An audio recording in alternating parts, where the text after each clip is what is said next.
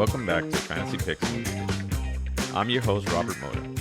This is part 2 of our 2-part episode review of Star Wars Episode 1, The Phantom Menace, with Mark Kirkman, Zach Book, and myself.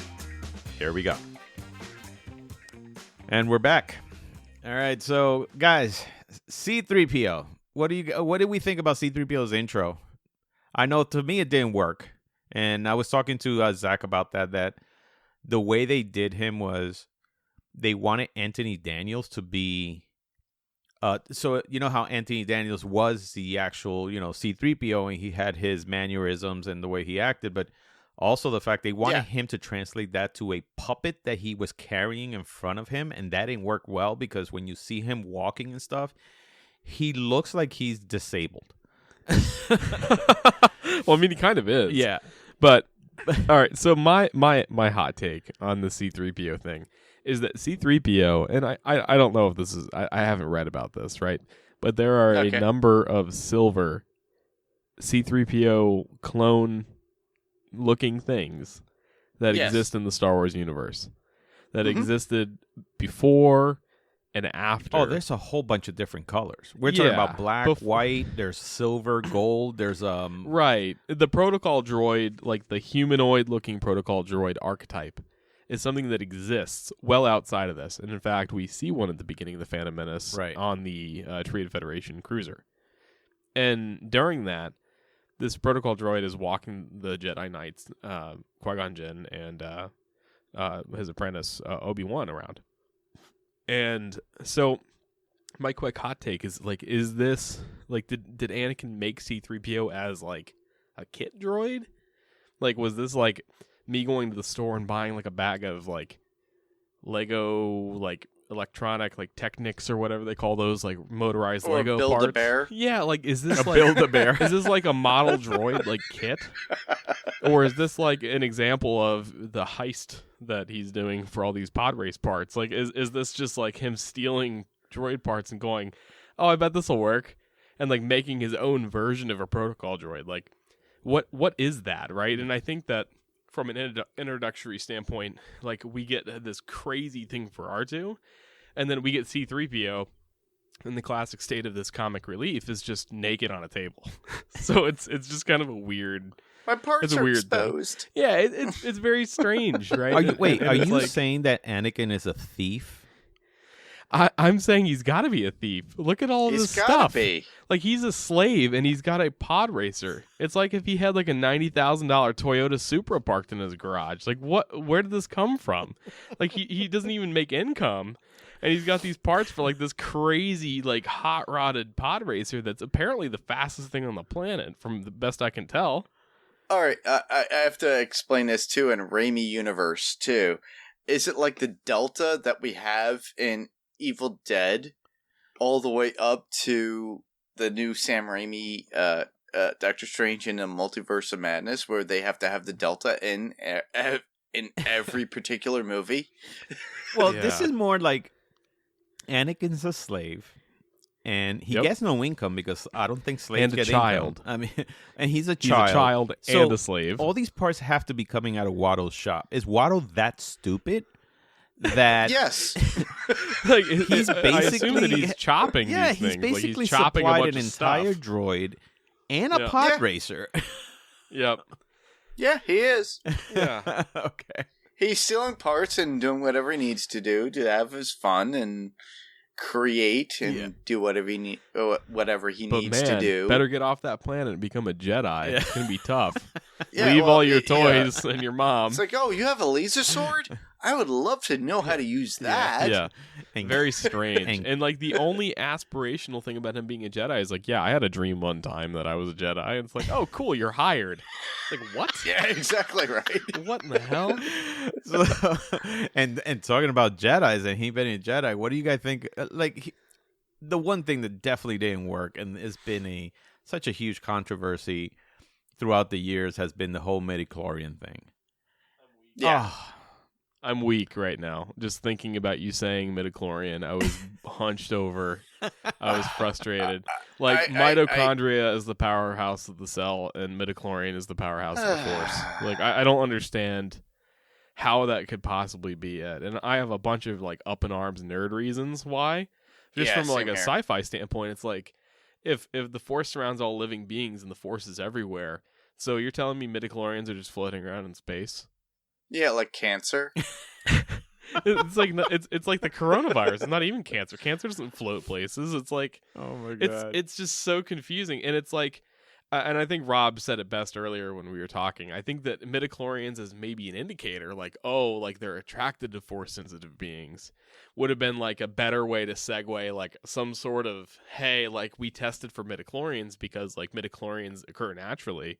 And they gravitate towards strong beings with the Force. Correct. So, in other words, like that would have been more believable, easier pill to swallow. Like not just, oh man, he's got a bunch of Force juice. Yeah, watch out. And this was George Lucas' way of trying to which is crazy because in a movie, and especially an entire franchise, which is not really based off of science, like Star Trek, let's say. Where they try to like really base it off more of science. Yeah, ad nauseum. Yeah, in Star Trek. It's so complex. This is more of, George Lucas trying to like scientifically explain the Force. But come on, dude. So you're saying that that the midichlorians are the ones that really have the Force, and because they live inside you, that's why you have. And everybody. Meaning that it's in everybody at that point. Yeah, but it depends to varying on degrees. Yeah, in varying degrees, and according to Shmi, he, if you look at it, like what Obi-Wan states it to Qui-Gon, saying he's off the charts. He's better than Yoda. Yoda at this point. By the way, that chart was like a fucking Illyrian, like some sort of flight readout on the ship. It was like some sort of weird semicircle. It's like yeah, exactly. It's like right? it's like he pulled up his credit score. It's like, oh man, this guy's got an 800 midichlorian. He's got great credit for midichlorians. Yeah. Oh, wow. So that's why it never worked, and I think that's why. And it's funny enough, after this, and because of the criticism, midichlorians really did not get mentioned in the other two movies. But not only that, I don't think they got mentioned in the sequels. Nope. And in some of the other stuff, I think they briefly talked about it. I think in in Mando. They briefly talked about it there, but because I think Dave Filoni is trying to find a way to revive it. Yeah, revive it, but also at the same time not make it seem like, hey, this is where the Force is coming from. Yeah, there's other examples of pseudoscience too. Is like 0.5 past light speed, like when they're describing the Millennium Falcon. It's like, what does that mean? 0.5 what? 0.5 is it 1.5 times light speed? Like, is it?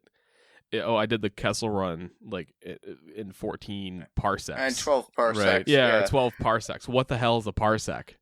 Isn't that a duration of? Is that a duration of time or speed? It's supposed to be. It's like it's supposed to be a parsec is supposed to be a measurement of distance and speed. Right. So if a parsec, time and speed. If a parsec is distance, is the Kessel Run a series of wormholes? Well, they explained that in the movie Solo. Well, and they also cover some of that in Clone Wars, and it's like we talk a little bit about like what wormhole jumping, like different things, but it's still one of those things where George Lucas just word vomited some space terms and was like, yeah, here you go, guys, sci-fi, am I right? Go. Here's some sort of explanation, and it's like numbers. Very much almost like, and I don't really want to upset anybody out there that is a Scientologist out there too, because that's literally what they have done within Scientology as well. So you have to go to these extremes of like sections and everything else.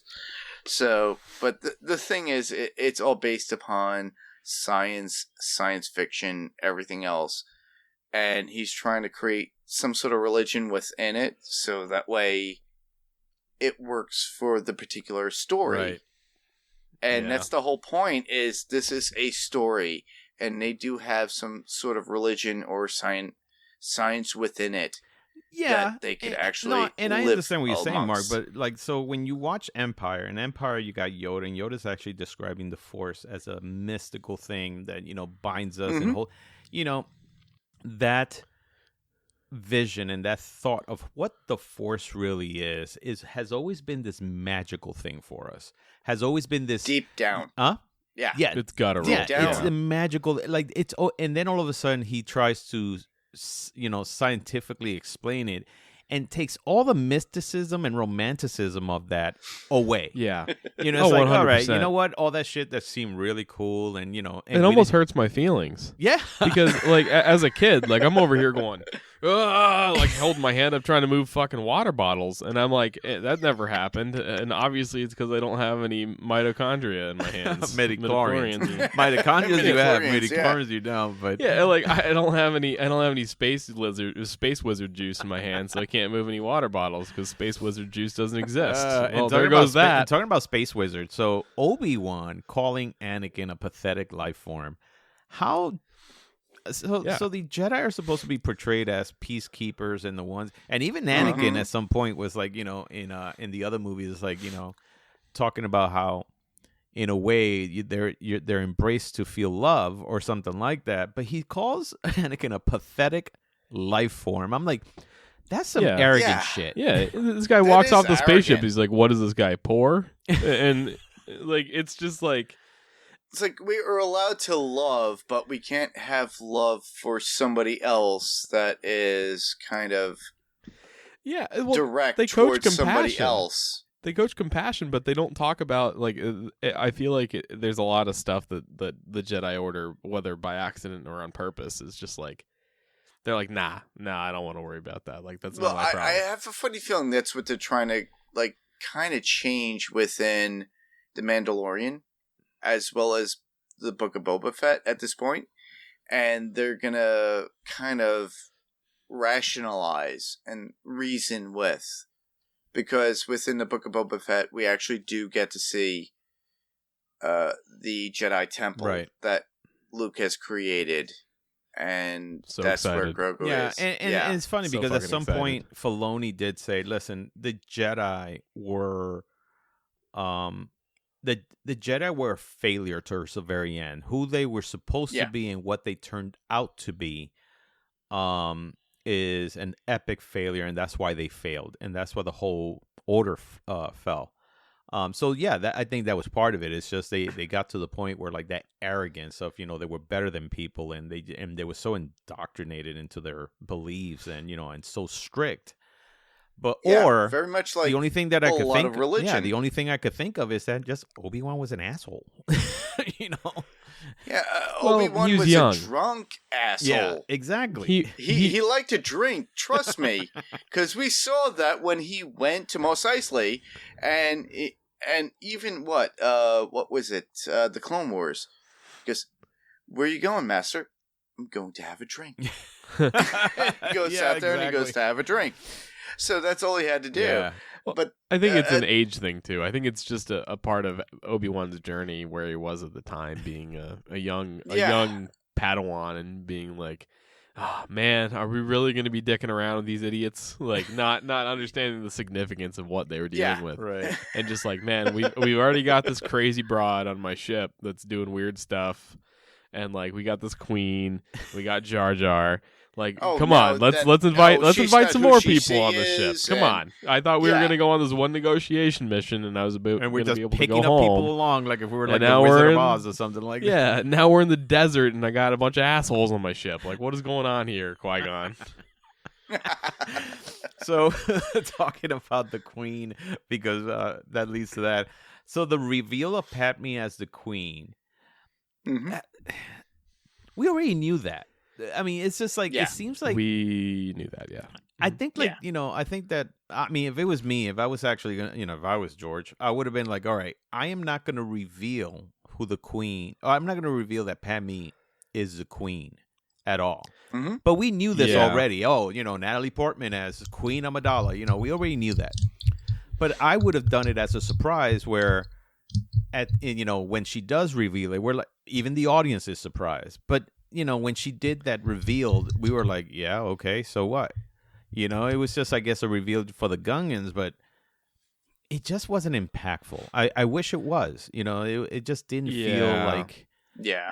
It was very strange, and that's where, like, with current movies, we think a little bit more further ahead, and we like actually will cast people as like unknown character, or like cast people as like, hey, lady number 2, like, and we might have an idea of what that character is, but it gives a lot more into the mystery of, like, we sit here and we think, and we're like, oh man, who's that character gonna be?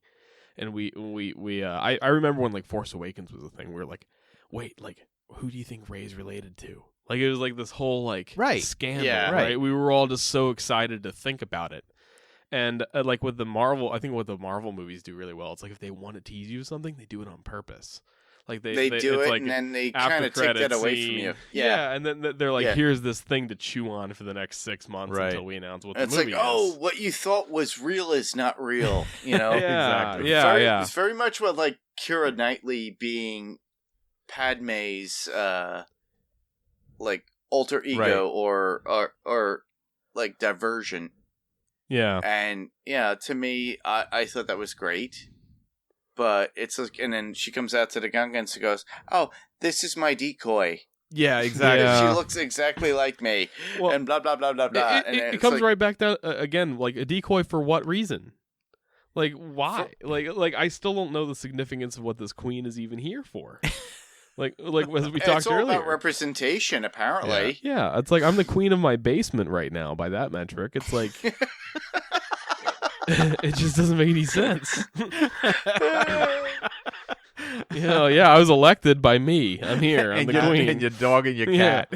They're like, yeah, sure, do whatever you want, dude. Whatever, have fun. So Anakin guessing. There's a lot of stuff. So Anakin guessing the flight controls. Didn't he say he was a pilot all his life? Yeah, he's like, I have this mechanical affinity. I like, I'm building a hot rod in my backyard, but man, if I jump in a ship, I don't know what the big red button on the yoke does.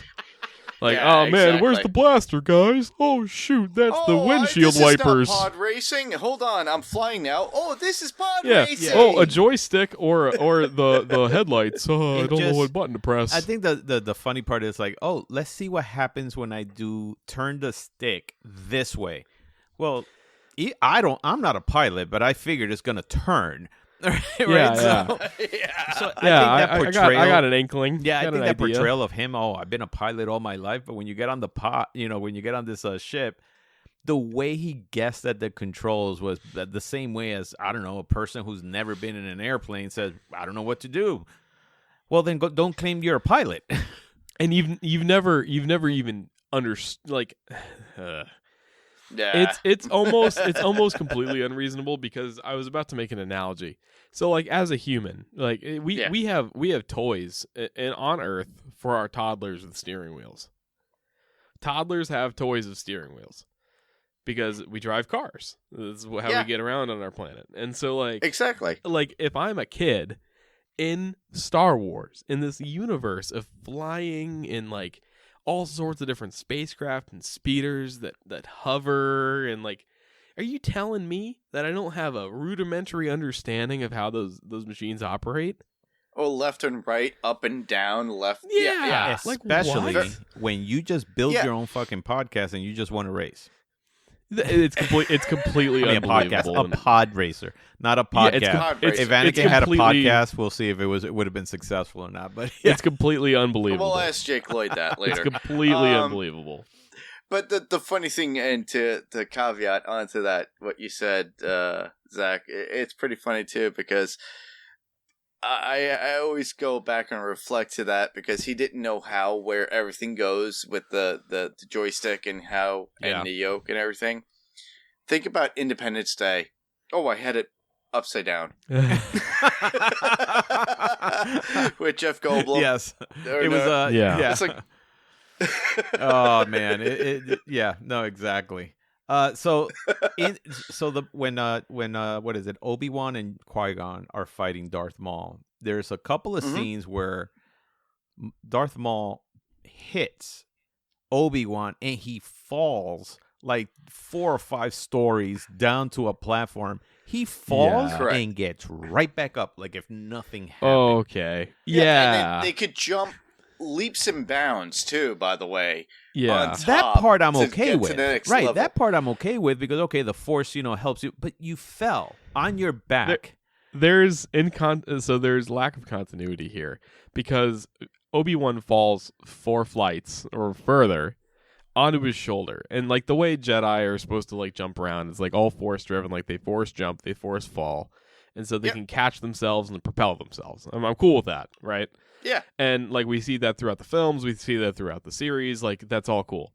But like this guy fell on his shoulder and it wasn't looking good. Like he fell in a way that if I fell in real life, I wouldn't be able to spell my name, let alone get up. I wouldn't know my name.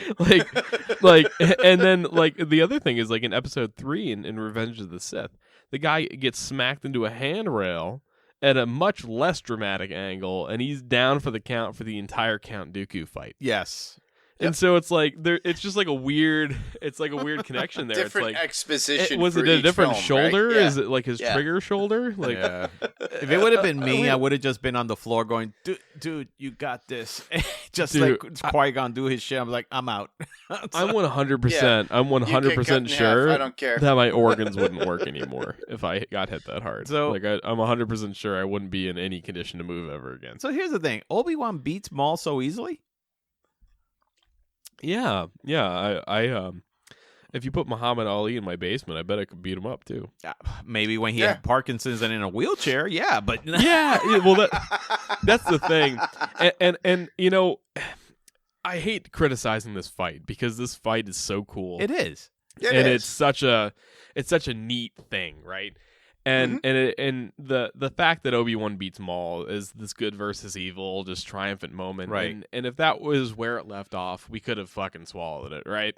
But now Maul's back, right? And like Obi-Wan, who's this really good like Jedi, is fighting this guy, and they even made the point of separating them, right? So they separated them behind these ray shields or whatever you want to call them, and like we see, and I know we were talking about a couple different Force things before the podcast. We actually see evidence of battle meditation, right? So like this, for anyone familiar to the expanded universe Star Wars, or just some of the stuff we get to see, Jedi collect themselves. They do the opposite of what the Sith do. The Sith get really mad and they hit stuff. They seethe in their anger and they get stronger. The Jedi, they center themselves. So like he took the moment between these different ray shields opening and closing to sit down, shut off his lightsaber, and just zone out for a second to get his shit together. Mm-hmm. In that same point, we see him come back and fail. We see him get impaled and killed. Right. And then we just have this guy who's a Jedi. And this is one thing about Obi-Wan is like we never see any other evidence of this. But he gets mad, right? He gets mad and concerned about his friend and comes by and just one hits Darth Maul. Just like, hey, dude, see ya. Like after he just fell 40 flights. And it's this really bizarre scene. And I think that while in the fact that this is a really cool duel and a really cool part of the movie, and like out of all the things to criticize, this should be the back of our list. It is worth noticing that it's like if Qui-Gon gave it his all and failed after this fight, like Obi-Wan just walks in the door and knocks this guy out. Like it was luck? Was it destiny? Was it fate? Exactly. Like, do we want to think about it like that? It was a I cool think that's scene. what it was. It was a cool scene, but the thing is that when you start thinking about it, it's like, well, first of all, the apprentice is the one that beat him, so Qui-Gon is supposed to be the master. So I guess Yeah. So and there's then it's so funny universe stuff there too. You mentioned the ray shields. You ever seen Galaxy Quest? Where they make I haven't. where they make fun of certain things in a ship that they're just there for shits and giggles, just to but they serve no purpose whatsoever. Who the fuck made this?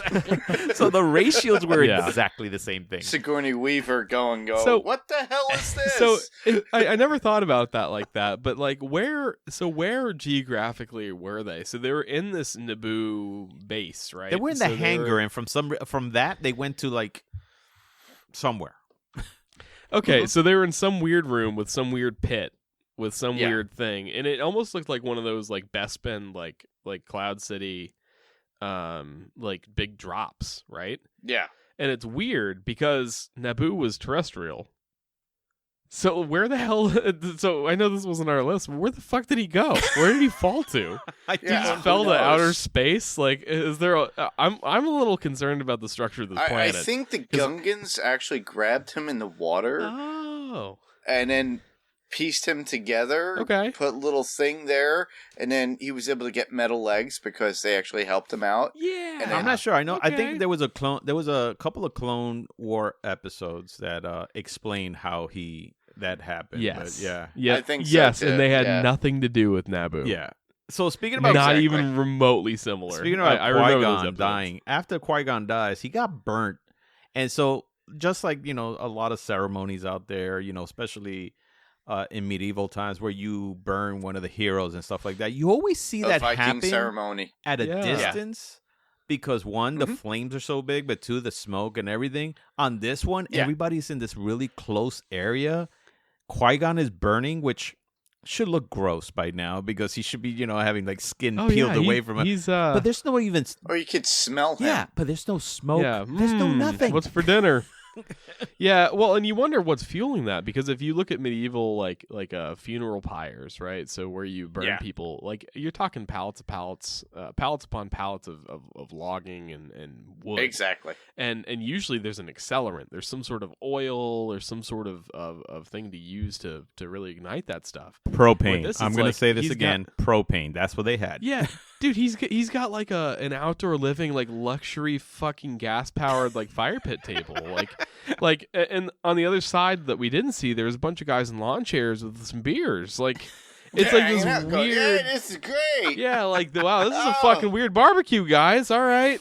Like it just very. I like my Qui-Gon gin smell. Yeah, I love it. And the other thing too, and this is in the weeds, so I'm just gonna brush on this. When Jedi are killed, they disappear. Yeah, all right. Generally they do, because we saw that with Obi-Wan. No, I have ammo here, but like, right, go for it. Go, Zach. There's some deep woods Clone Wars episodes that go in to explain the whole manifesting yourself through the living force after death. Okay. In that, they've hinted to the fact that Qui-Gon didn't complete that training. And so he learned a lot of it, and like read it in a textbook, but wasn't able to complete all that, which is interesting because, and this goes into yet another one of those digital effects things we were talking about with George Lucas. When you look at Qui-Gon, he doesn't disappear on death. Bear with me for a second. Okay. Neither does Darth Vader. Now. Well, I guess. Well, yeah, when he got killed, but in his suit, when he got burnt, you don't know if he's still in the suit. I guess, but like, sure, I guess. Yeah, we'll chew on that for a minute. But in the read, well, even in the before the redone versions, Anakin shows back up. Anakin shows up as a Force ghost. As a Force ghost, as an old man, and then with the revision, right? As Hayden Christensen. Right. Hey, whatever, man. I don't want to pick a fight there, right? But it's one of those things where it's like it's weird that he, like, we talk about him not disappearing, but to your point, like, he's not actually burning. It's a very weird scene. Right. Also, with the weird thing with the new movies too, we see the Vader's like helmet melted with a skull, and we see Han Solo's son Ben. Yep. With that, and it's got like a kind of like a skeleton in it. It's kind of a little bit strange. Yeah. Grandfather. So on this list, I also have. So it's funny. So what worked on the first list? I also said George Lucas works on the first list, but on this list, I also say that did not work on this movie.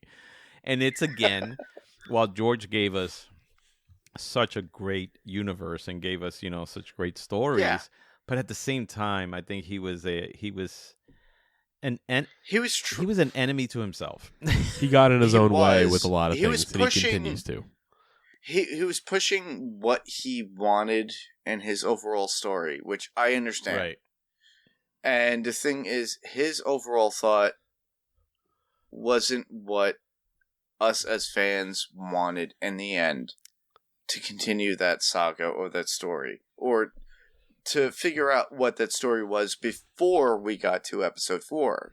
I think if you wrote it on a piece of paper, it would have been, but the execution was the problem. Exactly. Right. The details got lost, and I think that The that details was because got he was lost. left to his own devices. Correct. Yeah, and on top of that, he was dealing with a divorce. He had 2 daughters that he had to deal with, and I think he really wanted to make another mark in his life to make some sort of sense of his story that he had created, because before then he only had 2 other movies to his name and his credit: THX 1138, American Graffiti, and American Graffiti American 2. Graffiti. Oh, he did American Graffiti too. Oh, I forgot about that. Jeez.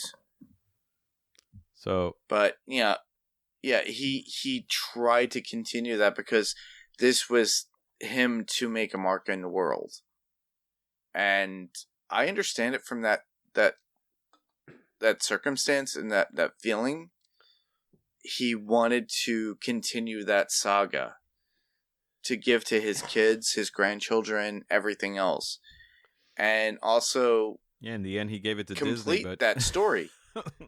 Yeah, well, he did sell it to Disney, but we got Filoni and we got Favreau. Exactly. Both those guys deserve. So Christmas so presents. that's our list of stuff that didn't work. Very quickly, the title, Phantom Menace, The pneumonians, sounding Asian, Jar Jar Binks, the dialogue, the Gungans, Boss Nass. The Queen does not have a secret service. That bothered me. Why don't we see the citizens in Naboo in a panic or anything like that? We never got to or see at any all. of that. That didn't work, especially after them talking about, or her talking about how much her people are dying. The decoy who sends, the Queen to go, clean a droid. I would have fired the decoy going, you go do that. Yeah, Watto sounding Middle Eastern, or like you said, Italian or something like that. Young Anakin Skywalker, the way he was portrayed, as just a happy little go-lucky kid. I mean, if he's a slave, he shouldn't be that happy-go-lucky. C-3PO's intro, midichlorians, Obi-Wan calling, Anakin a pathetic life form. Reveal of Padme as a queen. I wish we didn't know that. I wish that was actually a surprise to us too. We all knew it. Anakin guessing the flight controls. Again, another stupid scene. If he's a pilot, he should have known something.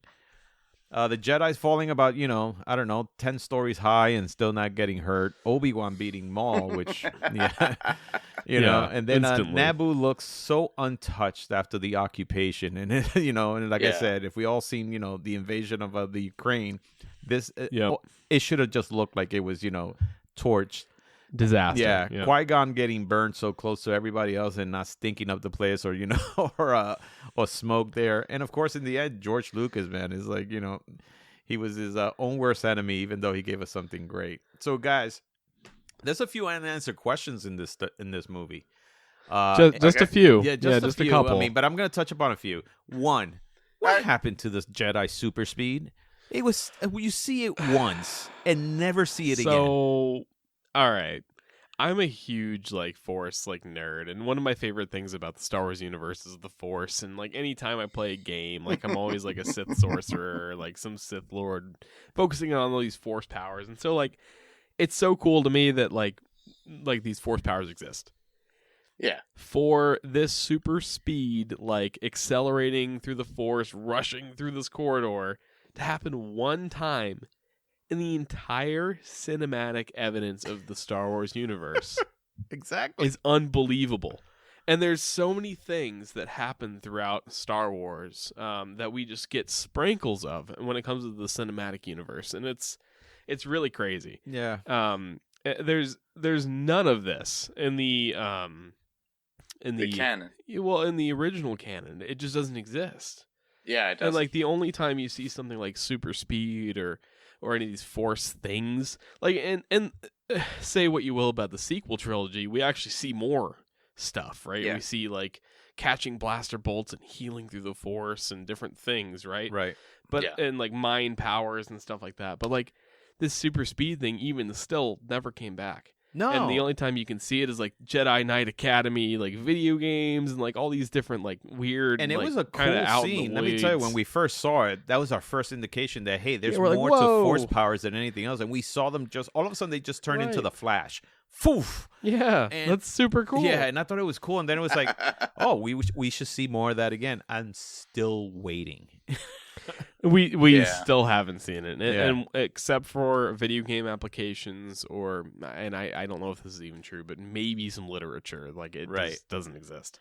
So, question here, another unanswered question, which, it's an unanswered question for me, and I don't know how you guys feel about it, but was Natalie Portman just a bad actor at the age that she was, or was it the part? I think it was the part. I don't have enough to say about Natalie Portman's acting outside of Star Wars, especially not before Phantom Menace, given her age and given my age at the time. But Honestly, The only just seeing time I what everything saw her else was came in to be. Leon the Professional. Exactly. Yeah. And she was very She was good for great that there. at that time. She was amazing. I think it had to be what was written before her, and she was just doing everything accordingly. Right. Well, and we talked about the digital elements before. One thing we didn't mention is when Natalie Portman was helping Jar Jar out of the turbine of the pod racer. And like the digital difficulty of like what that movie presented, she like pulled this inanimate object out of the turbine, which presumably was Jar Jar. And like even when she exits the scene, it seems so inorganic because she's just like not even sure where this digital rendering is going to be. Right. And so it's almost like someone's counting in the background, 1, 2, 3, exit, and it Yeah. looks so rough. It does. And that's why it part of does I think look that rough. it's so hard to work around this stuff, and I think I'm willing to give any of the actors the benefit of the doubt because I think like I love Ewan McGregor. I think that he's fantastic. We know Liam Neeson's incredible, Right. right? Oh, yeah. And like there's all these like super high profile actors and that are in this film that just get shit on because of the content. Right. No, and let me tell you, Yeah. like Natalie Portman, fantastic Amazing. actress. Oh yeah. It's just, of course, I know that she was young, and I saw her in Leon the Professional, and I'm like, she was so good on that. So was that a one-time thing? Did she have to, get better? I don't know, but yeah, in the end, I think you're right. I think it was just the directing of her And the character writing. just didn't work. Yeah. It felt like a B-list movie when it comes to how everything was put together. Right. Oh, If you look at the Clone Wars too, when she's in that particular movie too. oh yeah. Oh, the Attack of the Clones? Attack of the exactly. Clones. Attack of the Clones is a whole different conversation. Oh, my but God. I, The next- I almost can't sit through that. The next It's time so we bad. talk about that, the amount of stuff that's wrong with that movie is just going to be insane. That's a roast fest. There's no And conversation. her running. there. Yeah. So You know, we get a glimpse of Aura Singh during the pod race, and it's teased, and we never see her. We see her in comic books, we see her in the Clone Wars Yep. cartoons, but man, what a cool character! Is that here's what I say: for people who only watch the movies, right, and they're not like, hey, Mhm. I got to go see the Clone Wars. I got to go. It was such a tease for nothing because you're like, ooh, what character is that? What is that going to Yeah. happen? And then nothing. I mean, I keep wondering, was she gonna be used in one of the movies? Star Wars, man. Star Wars. This is what they do, though. Like this still happens. Like we've seen Bosk, one of the Trandoshan bounty hunters. We've seen, in fact, in I think it was Revenge. Or I'm sorry, not Revenge. Empire Strikes Back. When all the bounty hunters line up, Mhm. and like he specifically tells Boba Fett no disintegrations. Like there's that one glimpse of like all these super high profile bounty hunters who are all named as far as I know. Yep. That are really cool, like Bosk, one of the Trandoshan like lizard dudes. And for those, IG-88. yeah, assassin droids and all that things Right. like that. And for those who aren't who have for some reason listened to us talk this long, Aura Singh is the woman in the orange with like the very very pale skin and like the tall hair. Yep. That you see a glimpse of. It was right after the pod race, During the pod Right, race, during- she was during the looking pod at it. race? She- yeah, Yeah. and she. If I heavily encourage anyone listening to check out the Clone Wars because it's just fantastic. But she's a really badass character. yeah. No, exactly. And it's just one example of Star Wars going, ha, check it out, and then just never revisiting it, or not having clear plans to revisit. And I think George Lucas just goes into this huge ADD, I have so many cool ideas, and I just shit them out onto a piece of paper and hand them to you, because he's great at creating these amazing characters and stories, but the order that they present themselves in just don't make any fucking sense. Yeah. So guys, Shmi Skywalker, good mother or bad mother? Because let's be honest, she gives up her son to a stranger she just met, especially after putting him in danger in a pod race. Unbelievable mother. I'm still going with the Lady Magdalene aspect about that. The Jesus Christ Skywalker. Yeah. Yeah, it's very strange, and I think this is all part of the disbelief of the suspension of disbelief that the slavery situation comes up with too. I think she had one drunken night and she spent it with Emperor Palpatine or Governor Palpatine. Probably, and didn't want to say a word. She didn't something. remember, and he kind of filled her with all the midichlorians, and that's what happened. Yeah, but besides all that, let's say that yes, he was behaviorally, he was immaculate. What the hell's going on? Yeah, he was immaculate conception, whatever. That. I mean, would a mother just give up their son to a stranger like that? It's like, hey, that's I don't know, somebody coming into my house.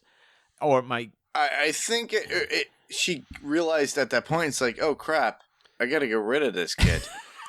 Yeah, I think that it would have been so much more believable if we actually had the appearance of some sort of hardship, and we didn't. Yeah, exactly. We had a suburban household made out of stucco, with a droid and a race car and a table for 6, and we had all these very suburban, very middle class fucking amenities, and there was no actual strife. In fact, I don't even know what the fuck she does as a slave. I think her job as a slave is to be Anakin's mom, while Anakin works part-time at Radio Shack. I don't really get I don't understand what the hell's going on. Is Shmi a masseur? I know. I don't know. She's a get pregnant and birth Anakin exactly. As near as I can tell. Oh my god. She goes, hold on, you have to go to Governor Palpatine. Why? You have to give him a massage. Is there a happy ending? Maybe. Well, I mean, that would be a better explanation than we have. And I think that the bottom line is, if this was even remotely a tale of strife and a real tale, a believable tale of woe about the slavery and corruption of Tatooine, and the fact that we found this kid in a situation of the slums instead of this Sahara luxury resort or wherever the hell that we're supposed to be, I think that would have been a more believable situation. I think that it truly would have been a mother finding the best situation for her son, but what was conveyed was not that. It wasn't. Oh, yeah, I'm super bought in on this weird space wizard telling me my kid has powers for some reason. Exactly. And have fun, kid. See you in hell. Talking about the chosen one. So talking about the chosen. Here's another one. So why didn't they go deeper into this prophecy of the chosen one? And I feel like they didn't do that in all 3 movies. As a matter of fact, at one point, I think, what was it? Mace Windu actually says, maybe we misread the whole chosen one thing. Yeah. So they never touched. I think Yoda says maybe we a prophecy misread that was. Right. It was Yoda, not Mace Windu. But yeah, it was just so. I'm like. It was kind of overlooked. It was so overlooked. It's like, oh, the chosen one. Well, why is he the chosen one? Well, it makes him. Yeah. What does the prophecy say? Nothing. Yeah. I would have loved to see a napkin with just the scribblings of what the prophecy was, to even the actual contract. Well, I'm gonna make another racy comment to go along with the Scientology comment. It's like, with religion, there's a Bible, man. There's some sort of doctrine or some sort of like rule book or some sort of thing, like a textbook to reference, and it's like, we still don't have the ability to form our own opinion about what the fuck the prophecy is. Yeah. We have no clue. That is true. We don't know what it is. We don't know what it says. We can't even say, maybe it was Anakin, maybe it was Obi-Wan, maybe it was Luke. There's a bunch. Maybe it was. There's Rey, a whole bunch of you know? other things out there that says that the person will bring balance to the Force. They think it's Luke. They think it's. I mean, there's just all kinds of stuff out there. But like the person who brought balance to the Force can mean a lot of things. Because doesn't balance mean equality? And how is 2 Sith versus 10,000 Jedi equality? It's all speculation. And what was it in Rogue One that they had? What was it? That one blind guy was talking about. The Force-sensitive martial artist Jedi that was blind. Yeah, he was talking about something of the guilds or something like that. Well, he was what is it? Something of the wills or something. Yeah. And, yeah. Well. Well, Obi-Wan gave. We'll get to that. So, George, send us some feedback and let us know, Mr. Lucas. Let us know. Yeah, please let me know. We need help, man, and we love you desperately. Yeah. We're this is a friendly game 23 years after the fact of us just trying to deconstruct it together, man. Exactly. Have your people call our people. So Exactly. Obi-Wan gave into anger when Qui-Gon got killed. I mean, they're taught not to, give into anger and stuff like that, but you would think, because you saw it in his eyes, like when he was behind that ratio, he just had really upset. Deep rage in him. You would think, don't you think they should touch upon this whole thing that he did probably, touch upon the dark side? That never came up. To some degree. A little bit. Never came up. I think that the bottom line is that, and part of the dogma of the Jedi truly is that it's that simple. And I don't think it is. No. And I think that if you look at the expanded universe, and this is where like people are going to be like falling asleep because like it's just like in the expanded universe, Luke is actually known to have mastered both. So is Mace Windu. Yeah. Mace Windu fights with a specific style called Vapad, which is like this super like in the weeds. Like he harnesses the dark side to be more powerful. Right. And like he's not tempted by it. And I think that there's a certain level where dark side's temptation is the part that truly makes you evil. And if you fall in and you embrace the dark side rather than utilizing it, you become something you don't want to be. But I think with the Jedi, because the Jedi fear what they can't control, I think that they fear the dark side and they don't allow anyone to even get anywhere remotely close to it. But I think that as humans and as people, like there's no such thing as being all light. Like we all have temptation, we all have situations that make us do things we don't want to do, or like that don't define us, or we're not proud of, right? Right. And I think that that's a token piece of what makes Anakin and Obi-Wan fantastic Jedi. And right? this is when we go, and this is where we go back to all these feelings. This is where we go back to, how the Jedi became so indoctrinated into like their own beliefs and their own, their own way of doing things, that's why, they failed miserably. It's because they couldn't recognize that, hey, as a human, you're going to have all these type of feelings. It's how you control them and how you deal with them every day in life. But yeah, so it's a very interesting, it's always been interesting to me that he gave into so much anger, but they never touched upon the fact that, hey, did he touch upon the the dark side? They just kind of let that go. It's like, he got angry, and that was it. And I think that, and again, to steal the segue, I think that this comes down into the whole, like, why are we training Anakin? Exactly. Thing. And so, like, when it comes to, I think that one of the reasons they were so afraid of training Anakin is that they saw such power in him, and they weren't able to control the indoctrination of being a Jedi, because I think that ultimately that's why they're concerned about being too old. Is like, we aren't able to brainwash you to become a Jedi, right? We're not able to a certain degree, we're not able to brainwash you into the dogma of the Jedi Order, not even to the light side of the Force. Forget all that. But like, it's almost like being born into like North Korea or like, some sort of closed off society. It's like we're not going to allow you to form an opinion, because if we train you to be this crazy powerful Force user, and we're afraid of your potential, if you break from our dogma and our ideology, you're going to be our enemy, and you're going to fuck us up. And so I think that it's an interesting comment. Like, they're so hesitant to train Anakin because it's like they could be training one of the most powerful Sith Lords there ever was, and lo and behold, that's exactly what they did. But it's like right. But what they I'm saying, had to take a stab at it. Right. But what I'm saying is, so because look, even Obi-Wan was like the kid is dangerous. He said it just like that. The kid is dangerous. Oh yeah. A lot of people thought it was only Qui-Gon the one that's saying no, we should train him, right? My thought was if they were going to do something, in this movie, I would have done it where the Jedi Council would have been like, yes, he's the chosen one, let's train him, and Obi-Wan should have been just reluctant all the way through saying, I do not think we should train this guy. And then he's, and they force it upon him to train him, and he's forced to train him. Yeah, I mean that's Qui-Gon's dying wish, right? And that's but tricky, he went from right? This guy's dangerous to, hey, I'm just going to train him because Qui-Gon told me to train him. Yeah, I think there's a bit of loyalty that goes into that too. But I agree that even then, I would, if I were Obi-Wan, I'd be like, I don't know, man. Yeah, exactly. So tell me, talking about Anakin, towards the end of the movie, I mean, when in the celebration, he had a braid already. The Jedi braid already grew out or something. Yeah. I'm like, he had his Padawan braid. How long? I think it's a weave. Is it? I mean, that's what I'm wondering. Is it a Jedi weave or something until he grows into it? But I don't know. It was very quick. It would be weird to celebrate. It was too quick. Yeah. I don't think his hair was that long. was this celebration like months and months later? Because guess what? Naboo wasn't touched, so it's not like they needed to rebuild. Or was it like a year later? Fine. It was what? All they did was a year later. It was a year later. The anniversary. Yeah. I mean, that's a thought.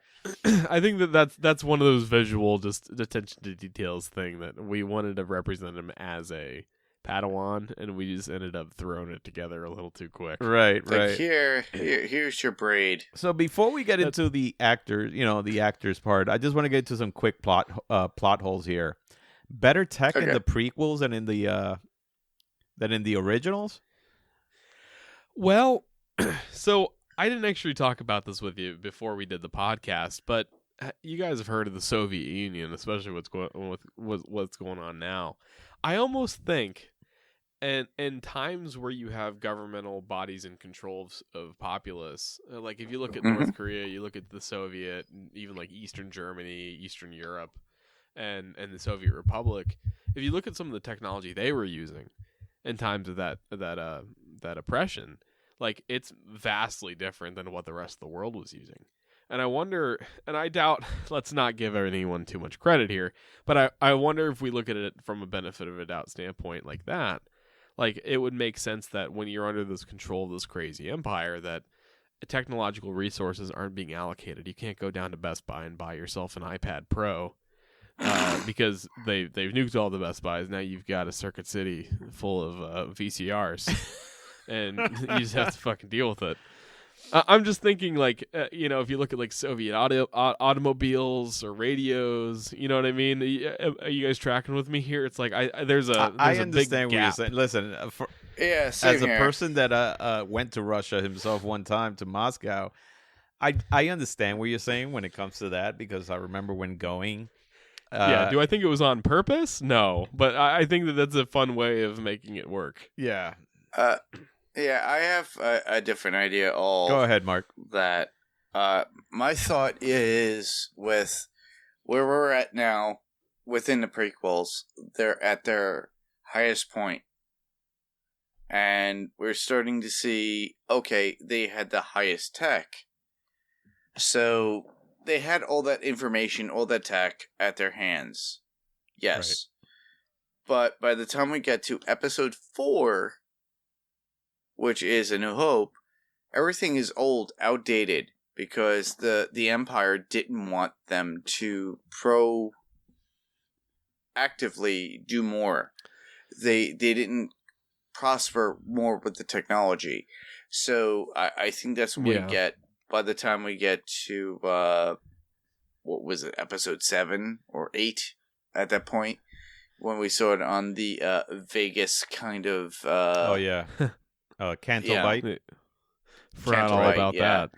That's a whole different conversation. They're pretty much reutilizing everything that they have and kind of fixing all the jalopies that they have. Yeah. Within that that's time. That's a good point. I think that even with the New Republic, as you go into the, I know this is not answering the question at all anymore, but as you go into the sequels, it's like they're still catching back up, and I think that the Empire was this vast thing. And again, it doesn't excuse. I don't think Rob intended to open up this can of worms, but I think that it's. I think it's more of a question of, hey, like, well, this prequel happened, 30 years before the Battle of Endor. What the hell happened with all the technology? Right. I think to something you mentioned earlier, Mark, which is by the time we're in the Empire phase, like if you look at the Rebel Alliance, like X-Wings are basically like a hot-rodded 1970 Dodge Chargers with guns. Exactly. Like they're nothing cutting edge. Like TIE fighters are these crazy, super nimble Raiden Zero, like wild fighters. Like they're so much more capable. But because we have the power of the Force and the power of the Rebel Alliance on our side, we're going to take these, musket rifles and conquer the British. Right. It's like, it's this weird emotional kind of thing. But well, listen, in the end, we know that it, just like any movie that we have seen that has touched upon the past. Good example of that is like, let's say, Star Trek, right? So the original Star Trek series, and that was supposed to be the future, but yet when we go back nowadays to like a sequel of that or whatever it is, the technology on that looks so much better than, of course, the original show did. And that's a product of just, production design and Hollywood, because they know that, hey, if we design this set to look exactly like the old one, we're not going to get any viewers or anything like that. And I understand that. Yeah. I completely understand. Hell, even the new show right now, To Boldly Go or something like that, it's on Paramount, and it's about the Christopher Pike as the captain with the Enterprise. And when you look at the Enterprise, it still looks gorgeous inside, and that's supposed to be the original Enterprise. So I find it funny where the change, the production change, is because of the times. But I also agree. It's like, if I wish there was a little more of a story behind that, but it's just like you were saying. When you watch other countries that have been, that pretty much have a different type of government or something like that, and they don't let, they try to do everything themselves, or they don't have it. It might be a little nitpicky. Yeah, exactly. So here's a question, and this is something I asked before. So why did the Sith need to take revenge? For what? I could write you a doctorate dissertation. Okay, no. We're talking about. But don't go. Why? What relevance has the cinematic Star Wars universe created to taking revenge? Correct. The answer is none. We have no, and this is my criticism. I think I was talking to you earlier, Rob, about the prologue, right? So like the yellow text in the beginning of the movies. In this movie, all we did was sum up where we are. We didn't sum up why we're here. We didn't sum up what the Sith are and what the Sith represent. Like even in the original trilogy, like I don't even know if they use the word Sith. Right? Right. And so it's like we have no actual relevance as to what the Sith are.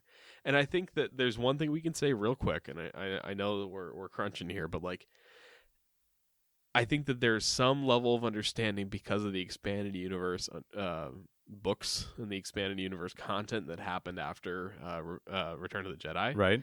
That I think set people up to understand what the Sith were. But from a cinematic standpoint, as John walking into the movie theater, there's absolutely no relevance. At last, we will take our revenge. This is just some asshole with red face paint running around killing people with a laser stick. Right. And we have no clue as to why it's happening. And, like, yes, we're getting to the point where we're creating this empire, but we have no clue as to why. Right? What do you think, Mark? Oh, honestly, the Sith, in my opinion, overall, has always been to take over the world. In this case, the it's universe. Nazi Germany. Yeah, basically Nazi Germany or Skeletor or whoever. Right. I have to take over the world. Yeah, it's just it's like, just that simple, huh?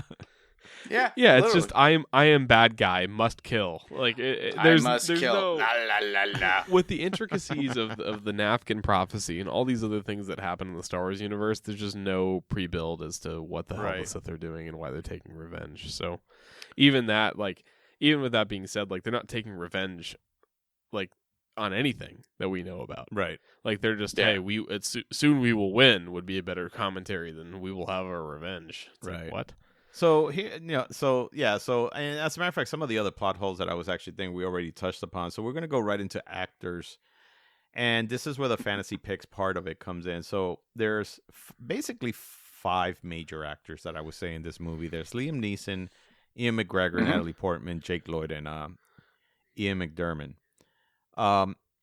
They got some great actors for this. Were they the best actors for this movie?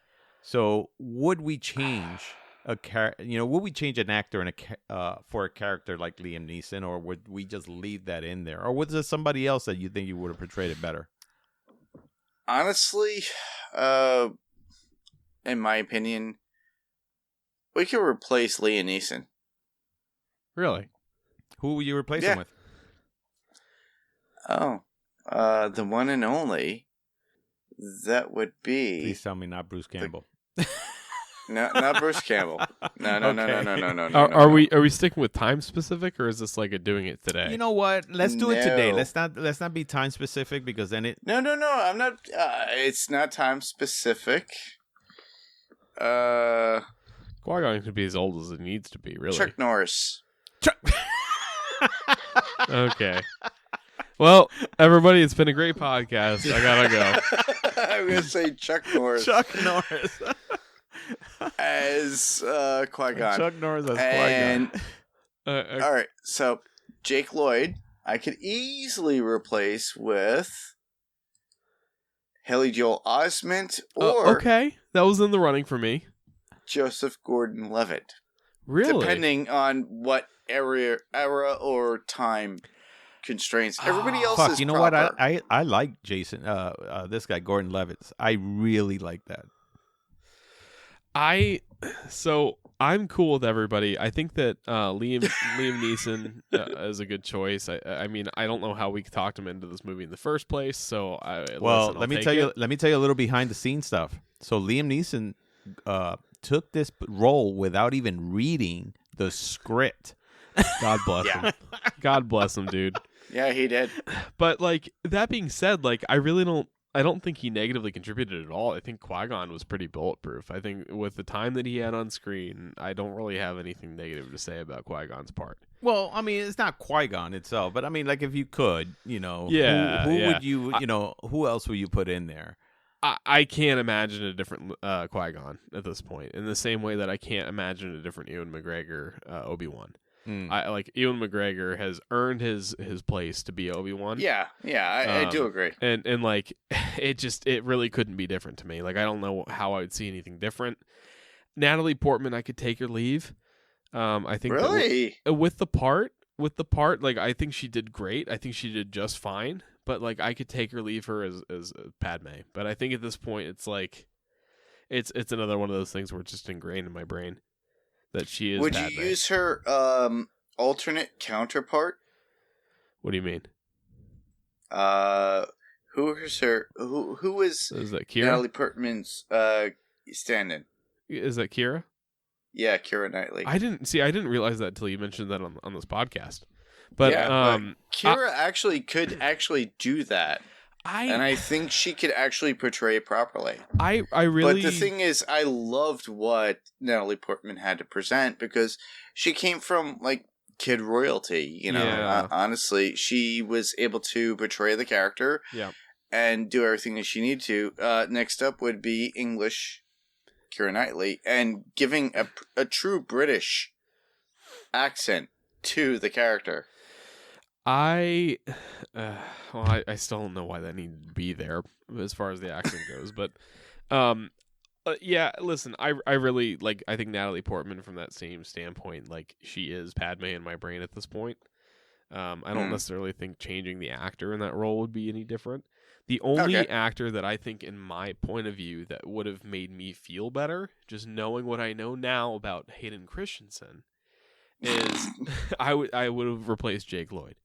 And if I were doing this today, one of the people that I had in my mind was Finn Wolfhard, best known for his role as Mike Wheeler. Well, he wasn't alive then. I was going based upon at that time. Oh, I get it. I'm just thinking anyone who could have portrayed a darker role, like literally, like you can cast whoever. I think our pal from Home Alone that you mentioned, I forgot his name.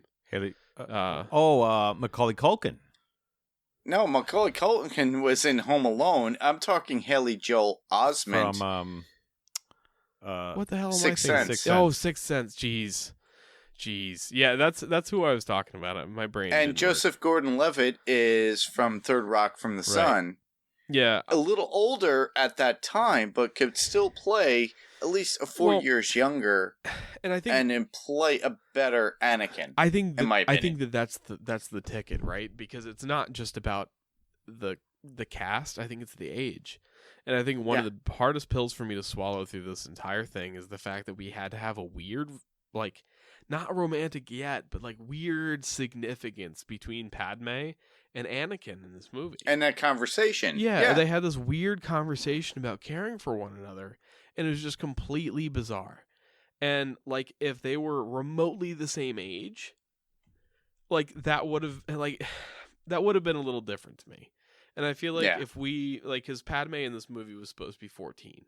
And I think Natalie Portman in this movie was probably 17 or something. Oh yeah, she was. and so, like, you know, she's almost a mature woman, and like there's this kid running around who looks like he's all but 8, and I think he's like 10, right? Yeah, 10 or 12. Yeah, right. But like he's like half her height. He's portrayed as this little tyke the entire time, and it just doesn't. He doesn't have any pubes on his, regions or whatever. Well, and like to that point, like they kept talking about how he wasn't old enough, and like we see, and I was talking to Rob about this earlier. We see Luke Skywalker as a young man saying, "Oh, you're too old to begin the training." And like in my mind, I'm like, "Yeah, obviously, okay, great." But like in this one, it's like he's like fucking 5. Like, what do you mean he's too old to begin the training? Like, he's not training to use the bathroom and the toilet. He's training to be a Jedi Knight, man. Right. Like, give him a break. Yeah, but so like that stuffiness, like I don't even understand. And so like if I were to make any cast changes, it would just be making the Anakin a little bit older. To be more in line with what Padme's age was. I agree with you. Like him being a little bit older with, like, being in the Weeblos instead of the Cub Scouts. And then going into the Boy Scouts and actually, hey, hold on, I got pubes. What the hell do I do with this? I don't know what Mark's thing with pubes is right now, but the bottom line is like, I'm with you in that, like, I just It's a growing thing. It's literally him growing up. It didn't need to be this, like, we had like a 10-year gap between episodes 1 and 2. Yeah. From a maturity standpoint. Like, fuck, why didn't we use Hayden Christensen?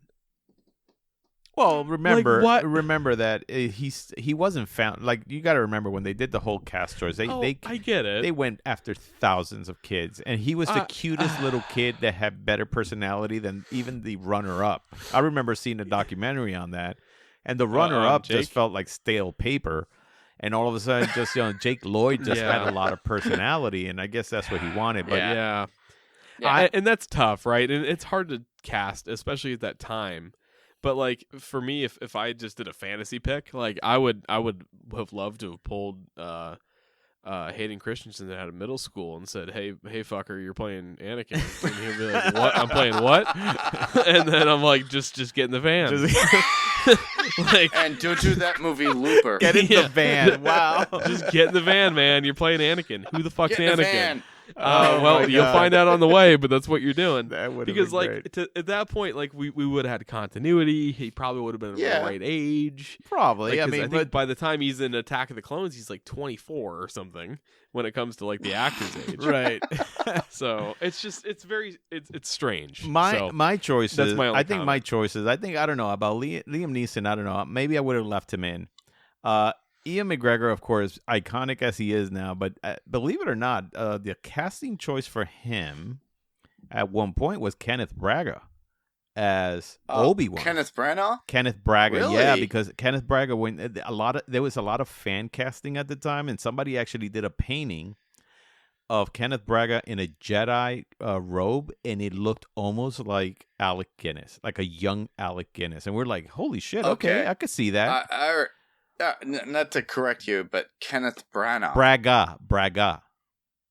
Braga? Yeah. It's Branagh. No. From... Oh, Branagh. I'm sorry. Yeah, you're right. Kenneth Branagh. I'm sorry. I said it the wrong Branagh. way. My apologies on that. Yeah. So, yeah, Kenneth Branagh was, at some point, like, people thought that he had the Alec Guinness. He had the reddish hair. He looks like eyes, Ewan McGregor, too. Everything. Like, yeah, he does look like right. Ewan McGregor. But just they the thought same. that he looked, what is it? He had that because whenever you hear, Kenneth talk, he was very, like, almost Alec Guinness-like. He had that theater succinct attitude. Correct. The way he presented his words, very theater-esque. And that's what I always loved of Kenneth Branagh. Yeah. And you see that, and he's done a lot of Shakespearean movies. Correct. As well. And he's directed, been in them, and he's amazing. Yeah. And I could see that too, just the same. So I thought like, I think that would have been a good choice too. yeah. But I think he would have been a little too old. Instead of Natalie Portman's job, I mean, if we're talking about, like, maybe not even actors at that time, but like any actor even now, this girl, her name is Carmen Bicondova. She played Selena Kyle in Gotham. Ooh. I think she would have been a very beautiful queen type. Like if we did it now? Yeah. I think she would have been gorgeous. I mean, the Selena Kyle in the Gotham show. Yeah. No, yes, I could see that too. I think that would have been a better pairing to the Anakin we had too. Like if it was all if it all happened at the same time, I think that would have made more sense. Right. Because she's a lot more adolescent, but she's still got that air to her. Yeah. She's got that I got to meet her actually at a con, and she is queenly kind of feel. Amazing. Yeah. She's just an amazing personality, as well as what she gave us within the Gotham TV series. No, I think she would have been, like, if we were making it now, I think she would have been great. And just to do a future casting instead of doing Christian Haydenson, I would have done Timothy Chalamet for Anakin Skywalker, the older, because when you see him in Dune, basically he is actually the Anakin Skywalker. I mean, yeah, so I could see him being that Anakin because he has that darkness in him. Also, he has, that hero part of him too. I don't know, that character he portrayed in Dune, what was the name of Atreides? What was the first name of it? From Dune? You guys know the character of Dune that he portrayed? I'm not a bit. I love the movie, but I'm not a big diehard fan of the book itself or how. That's a huge universe that takes a lot longer than 2 hours to talk about. Exactly. I know what you're saying. Yeah, I know what you're talking about. One other Paul Atreides. That's who it is. Oh, Paul. Yeah. What do you guys think about this? What about Maisie Williams for Padme? I could see it, but Maisie. Do you think she's too independent? Do you think she's too? Like... She has that too meekish look to her as like a child. Okay. You don't think she's quite like, I don't want to say quite pretty enough, but like quite like elegant enough. Childish. Yeah, she's not as much as I like Maisie. I loved her since Doctor Who before she even got known on Game of Thrones. But the thing is, she has that kind of childish look. Super kid. To her. Yeah. And I can't really see her present. And I'm sorry, Maisie, if you're listening to this, but I loved everything that she had done in Game of Thrones. As well as there was an independent movie that came out about 2 years ago. And she was really good in those. But the thing is that she still presents as kind of that kind of smaller girl look. Right. Not queenly. I don't think that she could do the presence as what Natalie Portman had done. And it's not a discredit to Maisie at all. I think Maisie has her way of doing things, but as presence within the Star Wars medium, I think that they need somebody who's a little bit stronger, younger looking, but as well who could grow older. If you understand what I'm saying. Right. Because right now, it's funny. I'm looking at like the cast of Dune, and as I look at the cast of Dune, I'm like, you know what? Everybody there can kind of replace everybody in Phantom.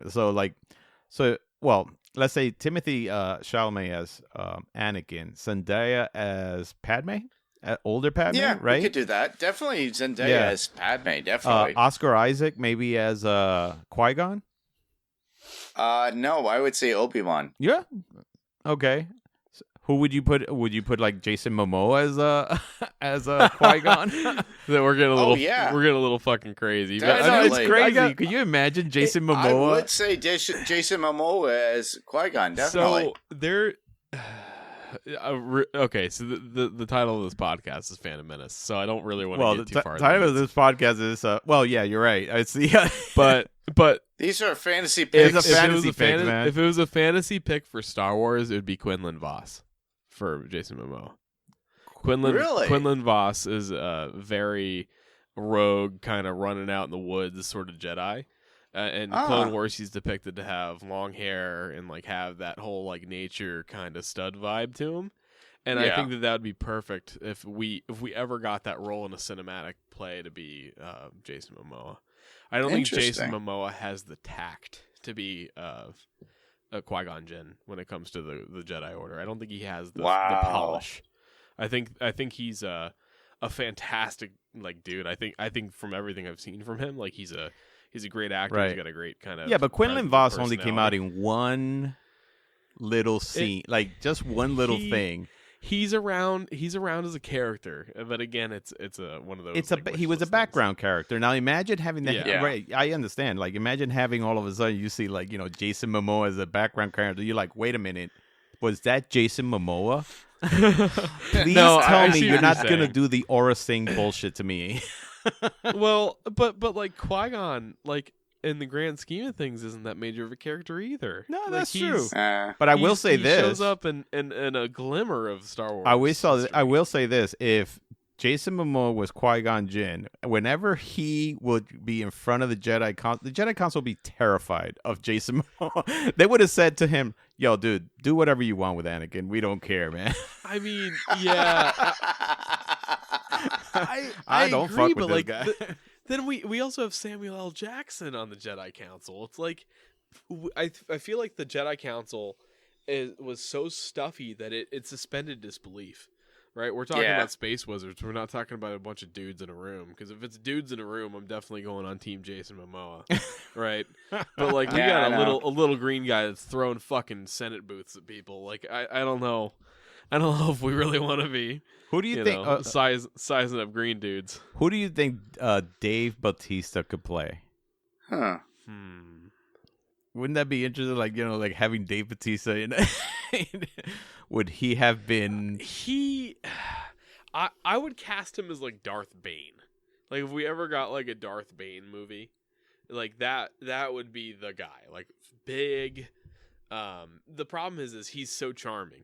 Right, he's such a charming actor with his role in Guardians of the Galaxy. He's so I'm gonna go to the extreme opposite. I'm gonna go somewhere really different and very strange. Who is the head of the Gungans? Boss Nass. Could you imagine? I mean, yeah, fucking Dwayne Johnson. Like it'd be the same conversation. Yep, it's some big dude.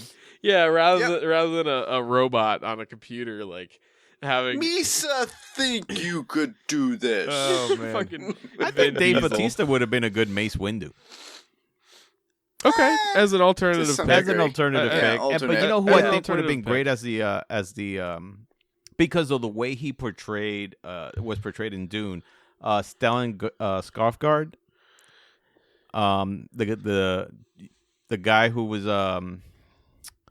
what is it? The Harkonnen, the bald guy that was like bathing in oil. Yeah. Are you trying to tell me that isn't Dave Bautista? No, Dave Bautista was just. But then I would have seen him as the Emperor. Like an Emperor wannabe. Like that character itself, Harkonnen was even more fucked up, I think, than the Then it was. And then I know we didn't really talk about Ian McDiarmid, but I really think that he's. I think you can change that character. Oh no, you can't. He's a great Emperor. He's a great Palpatine. I think he plays the role flawlessly. Oh, of course. No, like I said, this is just a fantasy cast in the sense of like, all right, let's just fantasy. You know, as a matter of fact, you guys realize, again, another little behind the scene type of thing, that Ian McDiarmid was never told that he was going to play Palpatine. When he got hired, they told him on the day of filming, oh, by the way, you are playing what you played before. I was like, wait, get out of here. Yeah, that's crazy. Yeah, so Rebecca Ferguson, I think I would have put her as Shmi Skywalker. Oh, okay. Like I said, I would take all of Dune. Javier Bardem. Who would we put Yoda? We're so far in the weeds on the rest of the cast. I don't know. I don't even have like an opinion. You know, it's tough. Like I don't have the acumen around like the different actors and actresses' names that you guys do. Even like, right. I don't know. I think that I think the bottom line is that my biggest feedback is just the age of Anakin.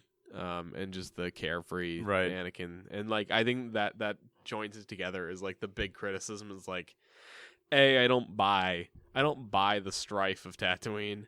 I don't buy the romance or the interest in Anakin from Padme. I don't buy any of that stuff, and like that's the stuff that I would want to have addressed. However we address it. Well, the last part I would say maybe Pedro Pascal as Qui-Gon. Oh shit. I would sign up for that. Yeah, I would too. Damn, that was good, man. Yeah, that's really good. That's a good one. I mean, it wouldn't work now, but I think that that'd be a weird conversation. Yeah, Force-sensitive Mandalorians are pretty fucking dangerous. Yeah. Yeah, no, it's I mean, listen, in any kind of way, you know, it's always fun to try to see not only recasting probably these parts, but also, you know, what would we do in the movie, you know, if we had to change things. And that's exactly what, you know, that's why this podcast exists. It's just our fantasy picks as fans, because we're not filmmakers. No. Because how many amateurs. times have we gone out there and seen a movie, and when we're walking out of the movie, the first thing we go is like, you know who would have been good at that part? Or you know what they should have done? And that's exactly what we're doing here. It's just the fact that we're doing that. But it's fun to pick. Yeah, no, so that's actually our show for today.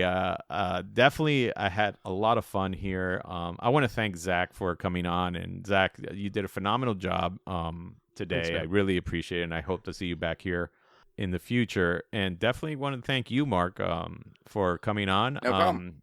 Where can we find you? You can find me on Panels to Pixels podcast, and we can be found on the Next Level Online Radio Podcast Network. And there we do adaptations of comics, you know, basically adapted from comics to TV, movie, anime, anything. We kind of finished up Moon Knight. We're going to do Doctor Strange and the Multiverse of Madness.